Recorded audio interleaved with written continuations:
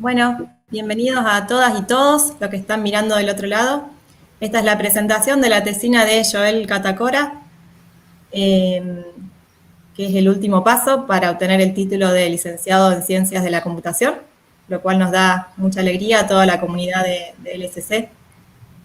Bueno, el título de la tesina es Sistema de Recuperación de Información Legal. Fue dirigida por Ana Casali y codirigida por Claudia Deco, y fue evaluada por Flavio Espetale y Cristina Bender. Bueno, cuando quieras, Joel, podés arrancar. Bueno, gracias, Ceci. Arranco nomás. Esta presentación se estructura en 4 secciones. Empezamos la sección Introducción, donde explico, entre otras cosas, la motivación de la tesina. En la segunda sección tenemos lo que es modelos del lenguaje para la recuperación de información, donde presentamos justamente los modelos del lenguaje, los cuales utilizamos en la propuesta, donde se propone un sistema de recuperación de información. Y en la última sección hacemos una experimentación donde lo aplicamos en un ámbito en particular que es el legal. En la introducción, bueno, tenemos la motivación, la cual es la búsqueda de información. En particular nos interesó mejorar a nosotros la búsqueda de información legal.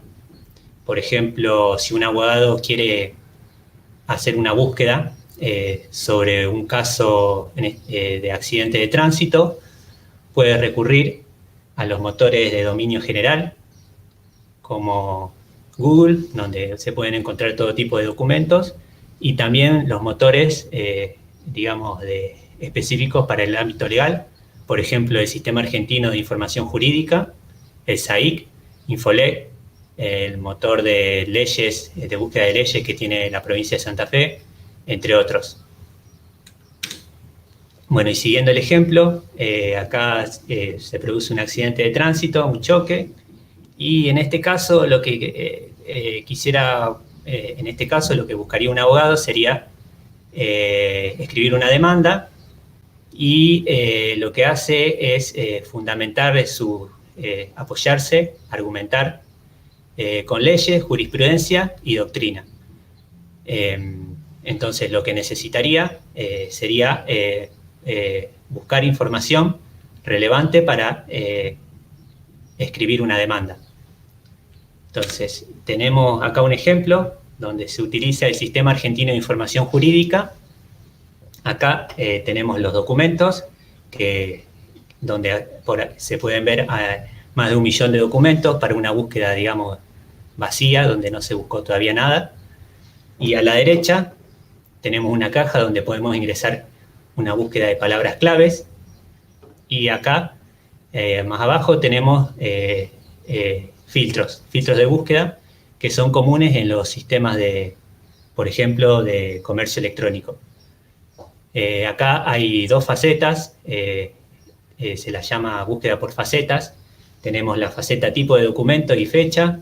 Bueno, y cada faceta tiene valores, donde al lado se muestra la cantidad de documentos que están clasificados con dicho valor. Incluso los valores pueden tener jerarquías. Más abajo tenemos la faceta tema, donde se pueden ver los temas de los documentos. Incluso tenemos más facetas, pero mostramos estas 3. Y bueno, y en el caso de los valores que están en tema, estos corresponden a un tesauro jurídico que se lo llama el tesauro de SAIC. Bueno, y hablaremos más adelante un poco de esto. Y bueno, si, por ejemplo, se quiere buscar por sumario un tipo de documento y derecho civil, y además de estos filtros también se busca por palabras claves, se puede buscar por accidente de tránsito, y combinar ambas búsquedas.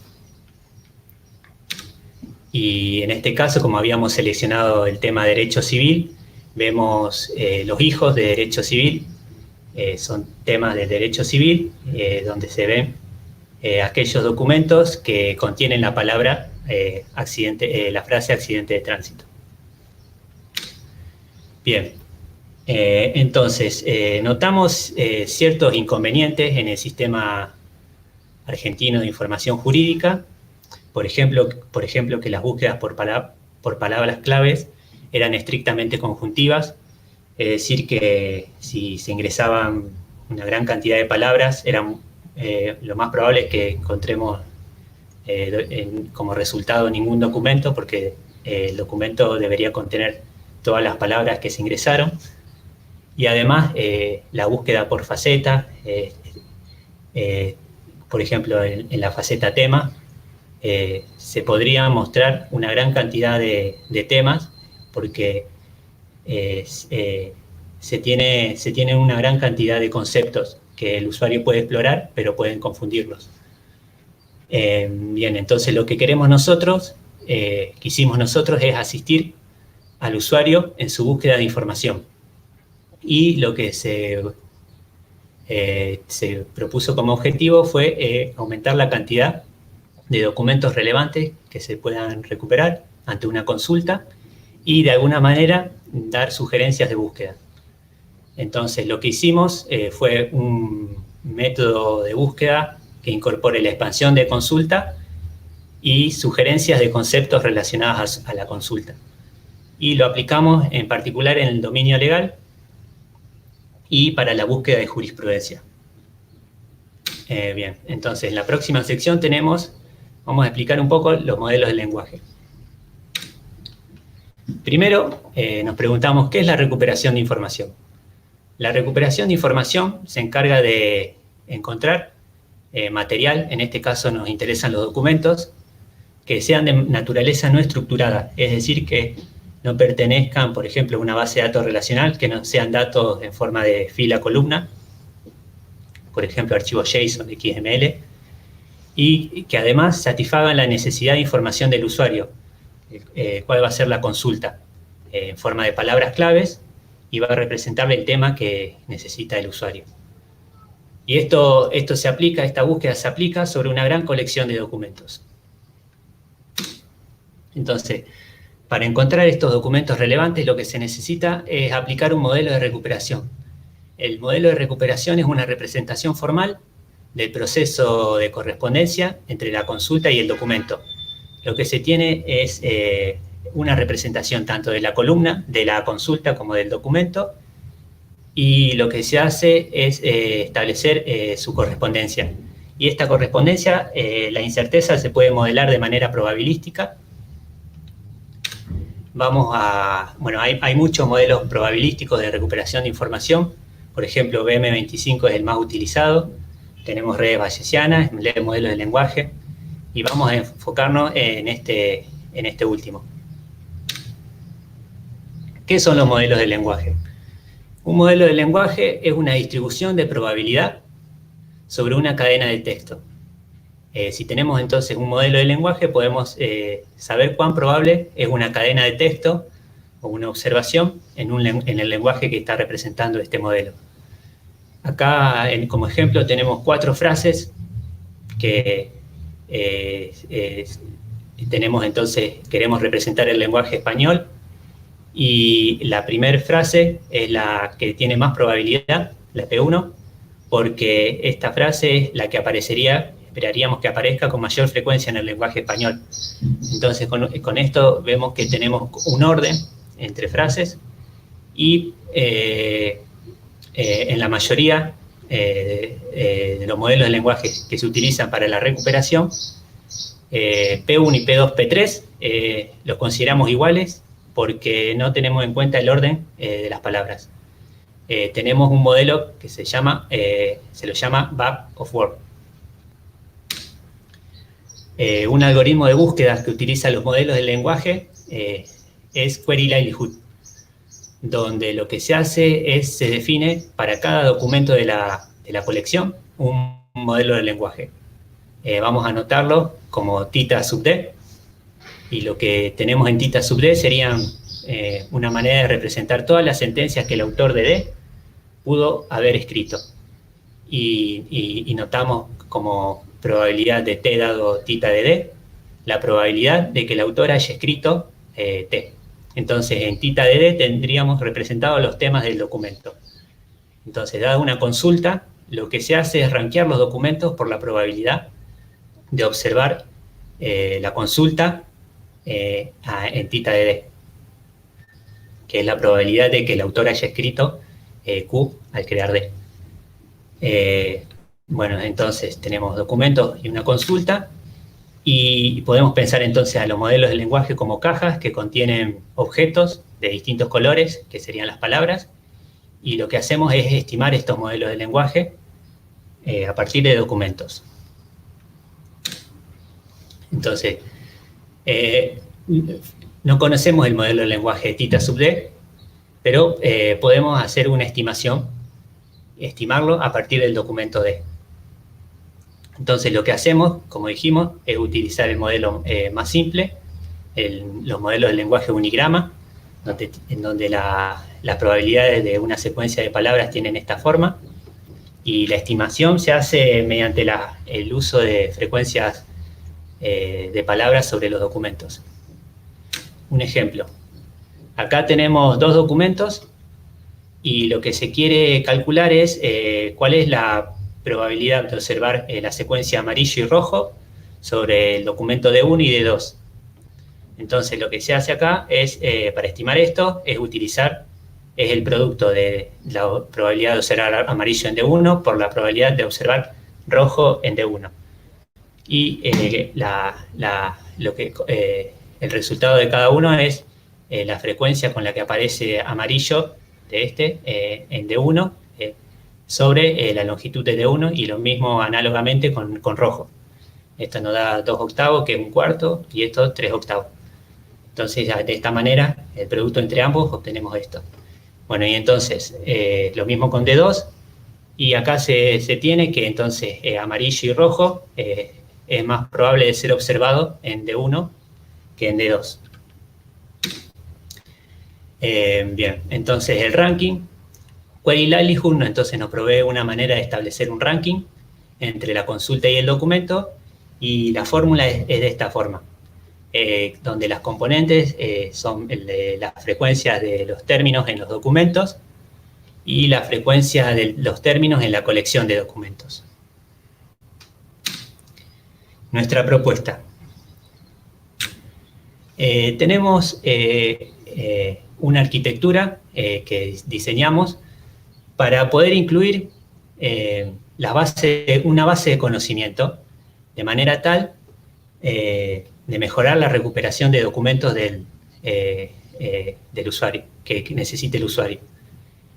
En general, los sistemas tradicionales no incluyen una base de conocimiento, es lo que está en rojo, digamos, no lo incluye, pero lo que tienen como única fuente de información son los documentos a ser recuperados y un ranking de documentos. Entonces, vamos a ir explicando un poco cada una de estas etapas. Vamos a empezar por las fuentes de información, que son dos. Una base de conocimiento o ontología, y los documentos que se quieran recuperar. Entonces, tenemos dos fuentes de información. Nosotros lo que hicimos fue aplicarlos sobre más de 45.000 sumarios que tomamos mediante crawling del SAIC, y lo acotamos solo al derecho civil. Y sobre esta colección, después hacemos la experimentación. También desarrollamos una base de conocimiento legal para esta tesina, y le dimos como nombre LegalBase. Por ejemplo, este sería un sumario del SAIC que tiene como temas a semáforo y responsabilidad objetiva. Bien, entonces dijimos que teníamos como base de conocimiento a LegalBase, y LegalBase a su vez integra 3 ontologías. Vamos a ir explicando cada una de ellas paso a paso. La primera sería una ontología que modela la indexación semántica de documentos legales. Le dimos como nombre LegalOnto. Por ejemplo, tenemos un pequeño fragmento donde hacemos uso de la semántica de las ontologías. Tenemos una clase, una instancia, Y lo que también tenemos son propiedades. Por ejemplo, las dos últimas que están abajo serían la propiedad título y texto, que tiene como dominio un documento legal y como rango la string. Y tiene tema, que tiene como dominio también el documento legal, y rango, la clase SCOS Concept. Esta clase pertenece al estándar SCOS, del cual hablaremos más adelante. Pero bueno, lo importante acá es que lo que llamamos indexación semántica es que para un documento sabemos cuál es el tema de ese documento legal. Entonces, en LegalOnto modelamos el contenido de los documentos legales, el tipo y la temática. Y lo que hicimos fue incluirle instancias de manera automática y lo fuimos poblando con sumarios, con los mismos sumarios del SAID que tomamos y que hablamos antes. ¿Cómo hacemos esto? Bueno, para hacer este poblado lo que necesitamos es transformar los documentos en formato RDF. Y lo que hacemos acá es hacer uso de un contexto, que es este mapping. Y por ejemplo, acá vemos un ejemplo a la izquierda que tenemos un documento que está compuesto por 3 campos, tiene texto, título y tema. Y lo que hacemos es asociar cada campo, el campo texto con la propiedad texto de la ontología, el campo título con la propiedad título de la ontología y temas con la propiedad tiene tema. Entonces tenemos este grafo dirigido. Y esto a su vez, lo de la derecha, se puede ver de manera más sintética con el siguiente diagramita. Tenemos lo mismo, digamos, pero acá solamente tenemos 2 cajas. Tenemos el sumario y el concepto. Y bueno, la otra base de conocimiento es el tesauro de SAI. Este tesauro, como dijimos, es utilizado para proveer de búsquedas por facetas. Está compuesto por más de 21.000 conceptos, donde se cataloga a todo el derecho en 17 grandes ramas. Y está disponible para su descarga en formato SCOS. En SCOS lo que tenemos es un estándar de la W3C y permite formalizar ontologías livianas como los tesauros. En este ejemplito vemos, por ejemplo, el concepto accidente de tránsito, que es una instancia de la clase SCOS Concept y es objeto de la relación SCOS Narrower. SCOS Narrower es una propiedad del estándar SCOS que nos dice si es más general o más específico. Las propiedades Browder y Narrower son propias de los tesauros. Y entonces acá tenemos que accidente de tránsito es más específico que responsabilidad civil, y responsabilidad civil a su vez es más específico que derechos personales. Entonces, por ejemplo, en responsabilidad civil, además de las relaciones Narrower, tenemos las propiedades también de SCOS al label, que nos dicen cuáles son los términos alternativos a ese concepto, y pref label, el término preferido. Y a la izquierda acá tenemos lo mismo que tenemos en este grafo, pero en otro formato, que es la sintaxis Tartlet. Después, el tesauro accidente de tránsito. Lo que hicimos fue tratar de enriquecer el tesauro de SAI, agregándole más conceptos, y lo que, por ejemplo, acá este tesauro, lo que hicimos fue enfocarnos en un tema en específico y elegimos los accidentes de tránsito. Este tesauro lo hicimos con la ayuda de un abogado amigo y tiene más de 91 conceptos, de los cuales 11 son nuevos que no pertenecen al SAI, y también hicimos uso de grupos de conceptos. Los grupos de conceptos también están considerados en el estándar SCOS. Lo que hacen es agrupar conceptos con características similares. Por ejemplo, tenemos semáforo y señal de tránsito, conceptos que son miembros de la colección señal de tránsito. Y acá, finalmente, la ontología Legal Base, que integra estas 3 ontologías que dijimos. Este es un pequeño extracto donde tenemos los sumarios, las propiedades de tema, tiene específico es una subpropiedad de narrower.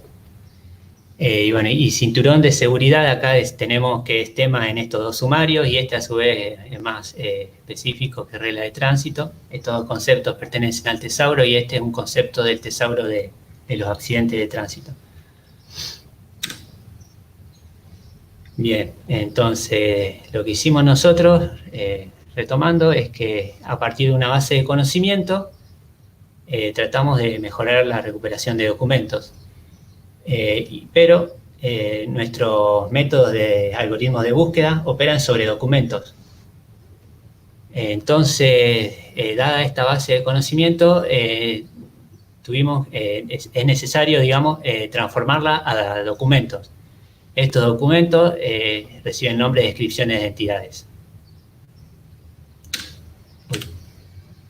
Entonces, lo que hicimos fue, para cada concepto de la ontología, se lo transformó en un documento que recopile toda la información de ese concepto, y lo llamamos descripción de la entidad. Por ejemplo, acá tenemos el concepto cinturón de seguridad que teníamos antes, que está asociado a 2 sumarios, y creamos el documento descripción de la entidad cinturón de seguridad, de la siguiente manera. Esta es la descripción, el documento de este concepto, y acá elegimos 5 campos. Tenemos el campo nombres, que se obtiene, los valores son aquellos objetos, strings, que se relacionan con la propiedad pref label, al label, RDF label del objeto cinturón de seguridad. Entidades relacionadas son justamente las entidades que están relacionadas a cinturón de seguridad, que se obtienen son los nombres que tienen como objeto a la propiedad narrower, browser, etc. Los sumarios son los sumarios que están catalogados con ese concepto, los cuerpos de esos sumarios. El título son los títulos de dichos sumarios, y el último campito, catch all, que contiene la concatenación de todos los demás campos. Bueno, entonces, como ranking de documentos, lo que utilizamos es el siguiente. Como ranking de documentos utilizamos una generalización del modelo Query Livelihood, que proviene de la teoría de la información, y se la llama la divergencia de Kullback-Leibler. Bueno, y lo que hace acá es un score, y puede pensarse como una distancia entre las distribuciones Q y D, y el mejor documento va a ser aquel que tiene la misma distribución de la consulta. Y lo que tiene bueno este modelo es que incorpora tita de Q, y podemos expandir la consulta a partir de tita de Q, del modelo del lenguaje de la consulta. Bien, entonces, recapitulando, tenemos una base de conocimiento que incorporamos en nuestra arquitectura, la transformamos en documentos, descripciones de entidades, junto con los documentos que queremos recuperar los indexamos, y a partir de los términos de la base de conocimiento se los utiliza para la expansión de la consulta, que le llamamos expansión de la consulta centrada en entidades, porque utiliza las entidades de la base de conocimiento, y junto con esta expansión se utiliza para después rankear los documentos con el método que vimos. Vamos a hablar entonces del tema central de esta tesina, que es la expansión. Para la expansión de la consulta se proponen 2 modelos. Uno es un modelo automático, que lo llamamos modelo de relevancia con entidades, y otro un modelo interactivo, que lo llamamos modelo iterativo de relevancia con entidades. El primero es RE y el otro lo vamos a llamar IRRE. Se utilizó entonces para estos modelos, para las propuestas, este modelo, que se llama Conceptual Language Model. Es un método de retroalimentación por relevancia, y lo que hace es, primero, encontrar para una consulta Q las entidades relacionadas a Q, y eso lo notamos como epsilon de Q. Y con epsilon de Q se obtienen los términos asociados a esas entidades, y con esos términos se expande la consulta Q, y se obtiene un tita de Q expandido. Y bueno, y con esto se machean y se establece la correspondencia entre el documento y la consulta expandida. Entonces, nuestro objetivo ahora va a ser estimar tita de Q.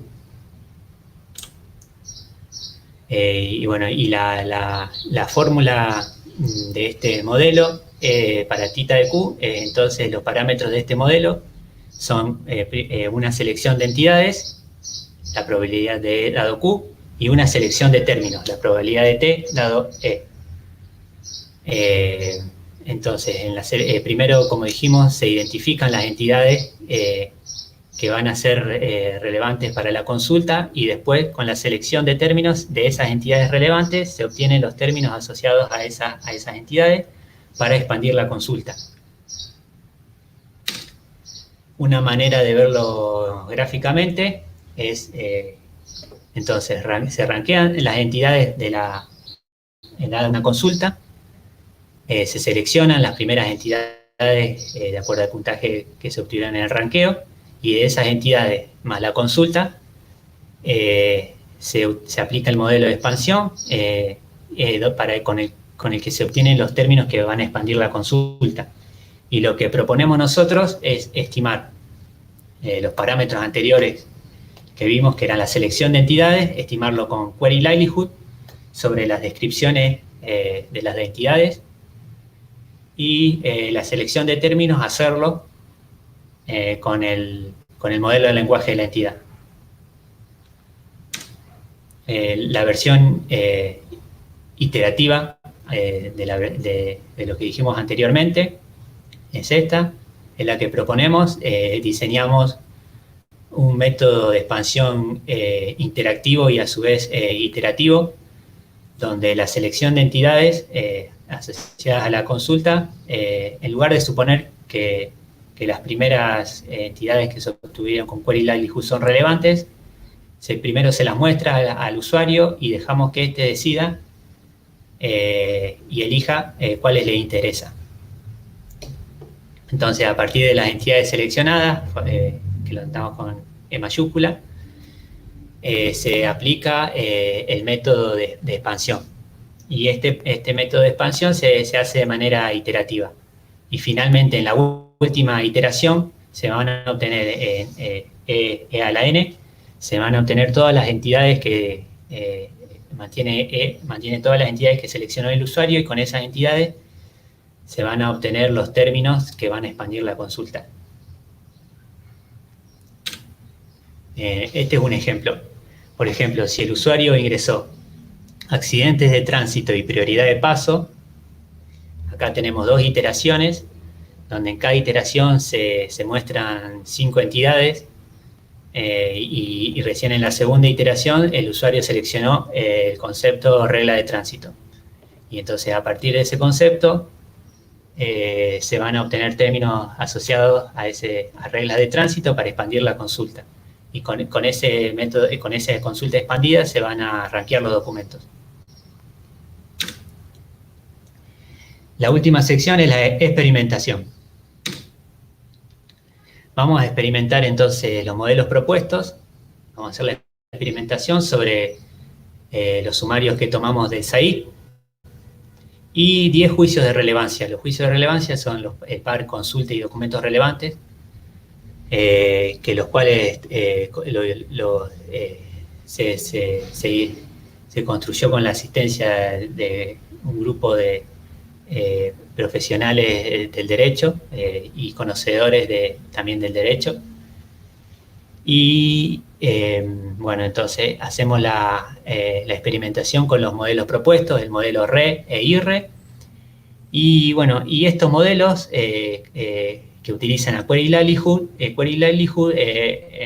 no considera la estructura de los documentos, la semiestructura. Por ejemplo, vimos que en las descripciones de las entidades teníamos 5 campos, que eran los nombres, las entidades relacionadas, los sumarios títulos. Bueno, para considerar esos campos en las descripciones de las entidades, usamos unas extensiones a Query Livelihood, son los modelos Mixture Language Model y Probability Retrieval Model for Semi-Structured Data, los cuales sí incorporan la semiestructura de las descripciones de las entidades. Y hacemos la prueba con estos modelos. Las métricas que utilizamos son las clásicas, precisión, exhaustividad y Mean Average Precision, MAP. Y bueno, esta es una gráfica con las curvas de precisión y exhaustividad sobre las consultas. Acá tenemos, por ejemplo, una comparación entre los modelos expandidos con TF-IDF, el método clásico de recuperación de información. Bueno, y en ambos casos vemos que en los primeros documentos el rendimiento, la precisión de la expansión es inferior al TF-IDF, pero luego, en este caso, la cantidad de documentos relevantes mejora con respecto a TF-IDF. Bien, y acá vemos que el uso de PRMS es mejor que MLM. Conclusiones. La arquitectura, entonces se probó una arquitectura que resultó viable para expandir la consulta y utilizar una base de conocimiento, la cual desarrollamos específicamente para esta tesina del ámbito legal. Lo utilizamos, se implementó en un área del derecho legal, que es el derecho civil, y vimos que el uso de campos en las descripciones de las entidades mejora el rendimiento de la búsqueda y en términos de MAP supera a TF-IDF. Y como dijimos, como sucede generalmente en los métodos de expansión, se mejora la exhaustividad en detrimento de la precisión. Y en esta experimentación preliminar, que tuvo muy pocos juicios de relevancia, se encontró que la expansión interactiva no superó a la expansión automática, pero tiene como plus que sugiere entidades relacionadas a la consulta del usuario. Como trabajo futuro, esperamos extender el soporte a otras ramas del derecho y utilizar otros modelos de recuperación que estén basados en entidades y que sean no supervisados como estos. Por último, también se envió un paper junto con Ana y Claudia al CACIC de este año. Y bueno, esto es todo. Muchas gracias por escuchar a todos. Gracias. Nada más. Bueno, un aplauso virtual. Bueno, muchas gracias, Joel.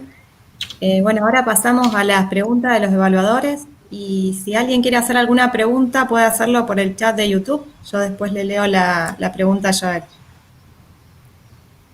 No sé si quieren empezar Cristina o Flavio, el que quiera. Cristina, todo tuyo, después voy yo.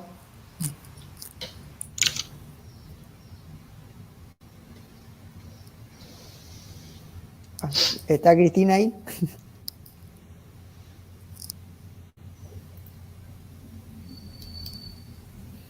Cristina, si no arranco. La perdimos a Cristina.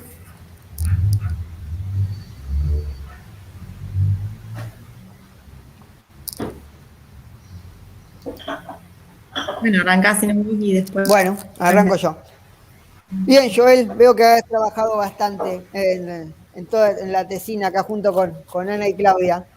Te paso a hacer algunas preguntitas que me quedaron ahí de dudas respecto a lo que venía haciendo en la presentación. Ahí cuando pusiste el modelo, en el ejemplo de tomaste el documento 1 y el documento 2, decía que la probabilidad esa que estaba ahí se multiplicaba. ¿Qué es eso que se multiplica? ¿Por qué se multiplica? ¿Qué teorema está asociado a esa multiplicación? Cuando pusiste un cuarto por 3 octavos. Esto proviene de una distribución que es para calcular la probabilidad de una secuencia de términos, se utiliza como modelo del lenguaje algo que sea el más simple, sería la distribución multinomial, la cual establece y define ciertas hipótesis donde la fórmula final, digamos, que se aplica de este modelo, que también se lo llama unigrama, Sí, eso lo vimos en IA. Acordate lo que vimos en introducción en redes bayesianas. Ese producto viene de algún lado, de un teorema. Viene de la distribución esta multinomial, que es... el teorema de Bayes.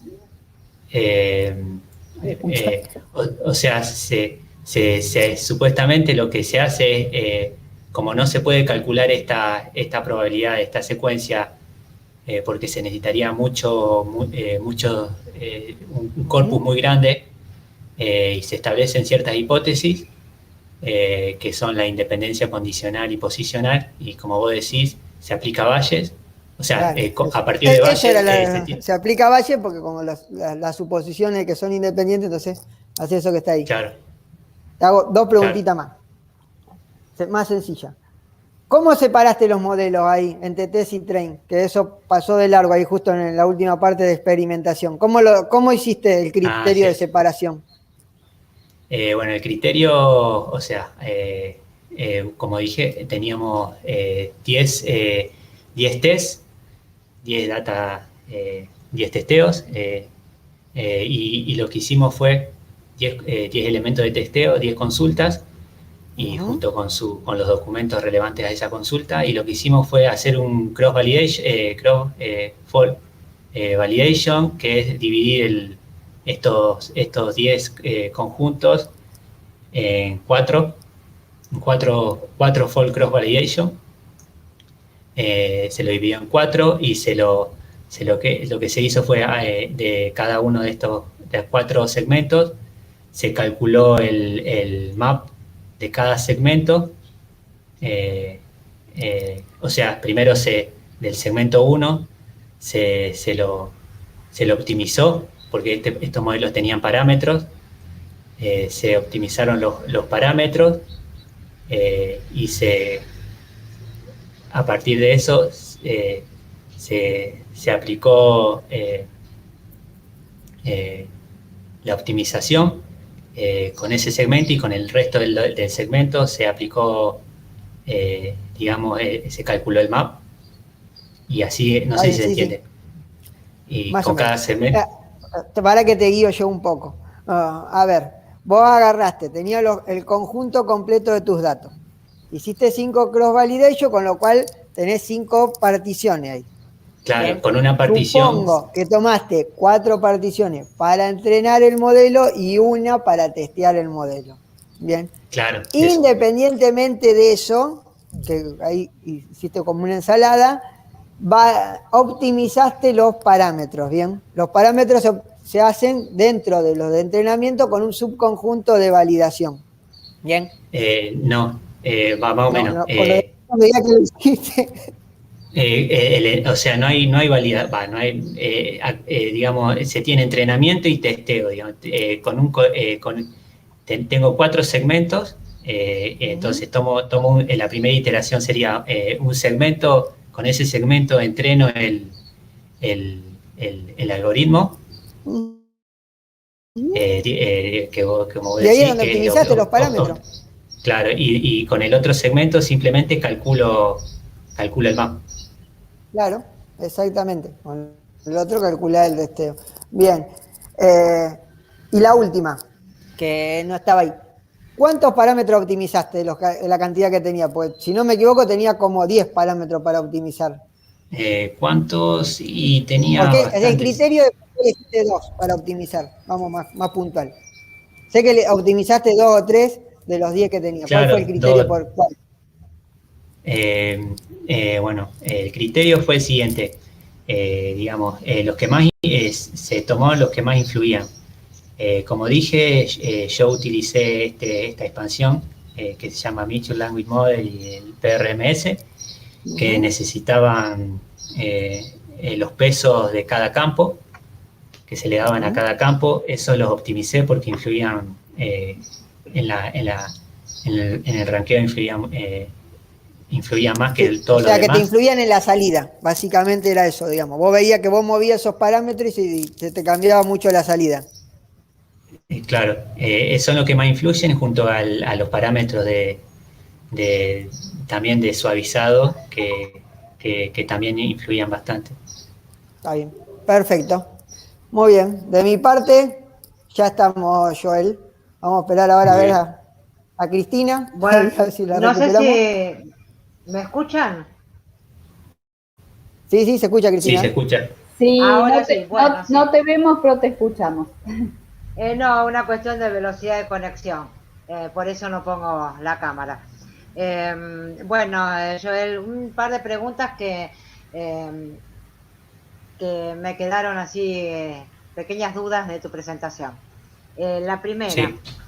nombraste que agregaron conceptos, eligieron conceptos nuevos para Claro. volcar en la ontología, tipo transparencia 37, algo así. Sí. Lo que te quería preguntar es de qué forma eligieron esos nuevos conceptos. ¿Fue una elección que te brindaron los abogados o profesionales del derecho a través de alguna propuesta tuya? ¿Fue directamente Claro. de ellos? Porque partimos de obtener, digamos, se partió de un conjunto digamos, de casos que tomamos justamente varios casos jurídicos y dijimos, bueno, con estas palabras son importantes para obtener estos casos, y dijimos, bueno, en particular ese fue la fuente, casos jurídicos relevantes que tengan palabras que sean relevantes para esos casos, en particular para un conjunto de casos. Sí, en el mini dominio que eligieron de accidente de tránsito, ¿no? Claro. En general, ¿no? Y otra pregunta, ¿cómo fue tu vinculación con los profesionales del derecho? ¿Tuviste dificultades para comprenderte con ellos, entenderte, Sí, explicarles lo que hacías? más o menos. O sea, yo lo que quería que ellos, con uno solo, quería que me explique un poco cómo pensaba él el tema de la búsqueda. Cómo quería saber cómo él buscaba, con qué palabras, y después si me podía ayudar con establecer una jerarquía entre las palabras que iba utilizando y un poco modelar el conocimiento que ellos tienen del derecho, o sea, una especie también de tesauro. Y bueno, y llegamos a eso, a este mini tesauro. Bueno, ¿hiciste alguna interfaz gráfica para que puedan evaluar tu propuesta de tesauros y ontologías al hacer las búsquedas? Si se lo mostré, no, porque la verdad que hacer una interfaz gráfica ya como demoré demasiado con hacer la tesina, me hubiese demorado más con hacer una interfaz. Lo hice todo con, digamos, o sea, ellos me ayudaron para hacer el tesauro y para armarme estos juicios de relevancia, pero nada más. después todas las pruebas y todas las búsquedas la hice solo, digamos, con la ayuda, con lo que ellos ya me habían dado de fuentes. Ajá. O de sea, datos. Para No se lo que mostré, ellos digamos. evalúen, pero para que ellos evalúen le habrás dado, supongo, una lista de los documentos, por Sí, lo sí. menos.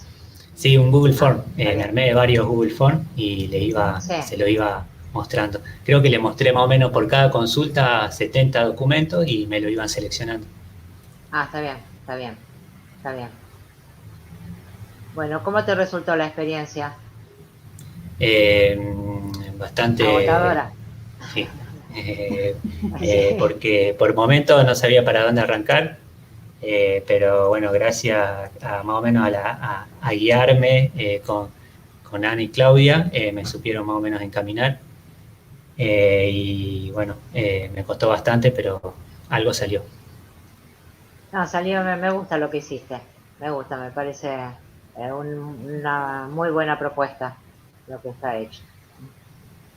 Bueno, por mi parte nada más. Muchas gracias, Joel. De nada. Bueno, creo que no hay preguntas por el canal de YouTube. Así que, bueno, terminamos acá. Felicitaciones, Joel. Gracias. Ahora corto la transmisión, pero seguimos acá. Dale. Bueno, Bueno, Perfecto. muchas felicitaciones. gracias. Bueno, ya está, licenciado, ¿no? Creo. ¿Qué Felicitaciones. vamos a seguir haciendo ahora? Bien. Bien, Joel, terminaste. Esa. Nada, ahora? ahora me tengo que seguir trabajando. Empecé